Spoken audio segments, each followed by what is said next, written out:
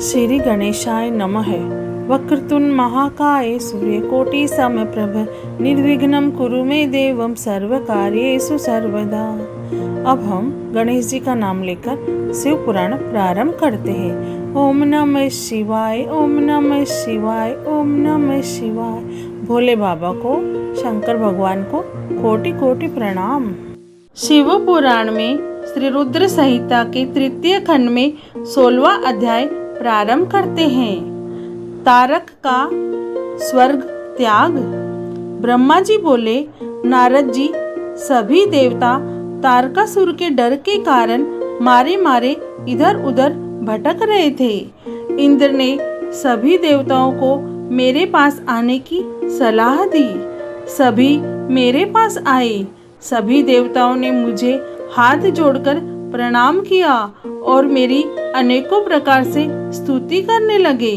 अपना दुख दर्द बताते हुए देवता कहने लगे, हे विधाता, हे ब्रह्मा जी, आपने ही तारकासुर को अभय का वरदान दिया है। तभी से तारक त्रिलोकों को जीतकर अभिमानी होता जा रहा है।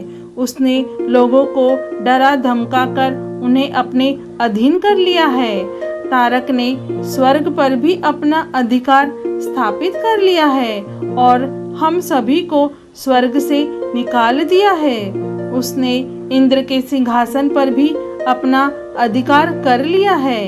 अब उसके आदेश से उसके असुर हमारे प्राणों के प्यासे बनकर हमें ही ढूंढ रहे हैं। तभी हम अपने प्राणों की रक्षा के लिए आपकी शरण में आए हैं। हे प्रभु, हमारे दुखों को दूर कीजिए। देवताओं के कष्टों को सुनकर मुझे बहुत दुख हुआ। मैंने उन्हें सांत्वना देते हुए कहा, मैं इस संबंध में कुछ भी नहीं कर सकता, क्योंकि तारकासुर के घोर तप से प्रसन्न होकर ही मैंने उसे अतुल्य बलशाली होने का वरदान प्रदान किया था। परंतु उसने मदान्ध होकर सभी देवताओं और मनुष्यों को प्रताड़ित किया है और उनकी संपत्तियों पर जबरदस्ती अपना अधिकार कर लिया है। इसलिए अब आप सभी इस बात से निश्चिंत रहिए कि एक दिन तारकासुर का विनाश अवश्य ही होगा। उसकी मृत्यु जरूर होगी, पर इस समय हम विवश हैं। इस समय तारक को मैं, विष्णु जी और शिव जी, इन तीनों में से कोई भी नहीं मार सकता, क्योंकि उसने मुझसे वर पाया है कि उसका वध शिव जी के वीर्य से उत्पन्न उनके पुत्र के द्वारा ही हो सकता है। इसलिए तुम सबको शिव जी के विवाह के पश्चात उनके पिता बनने तक प्रतीक्षा करनी पड़ेगी। प्रतीक्षा के अलावा अन्य कोई भी उपाय संभव नहीं है। यह सुनकर इंद्र सहित सभी देवता असमंजस में पड़ गए तथा पूछने लगे कि प्रभु, महादेव जी की प्रिय पत्नी सती ने अपना शरीर योगाग्नि में नष्ट कर दिया है। अब वे कैसे और किससे विवाह करेंगे और यह कैसे संभव हो सकेगा? तब मैंने उन्हें बताया कि प्रजापति दक्ष की पुत्री और त्रिलोकीनाथ शिव जी की प्राण वल्लभा सती हिमालय पत्नी मैना के गर्भ से जन्म लेकर बड़ी हो गई है। उनका नाम पार्वती है।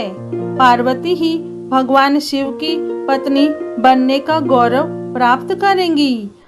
अतः अब तुम भगवान शिव के पास जाकर उन्हें विवाह के लिए राजी करने की कोशिश करो। शिव पार्वती का पुत्र ही तुम्हें तारकासुर के भय से मुक्त करा सकता है।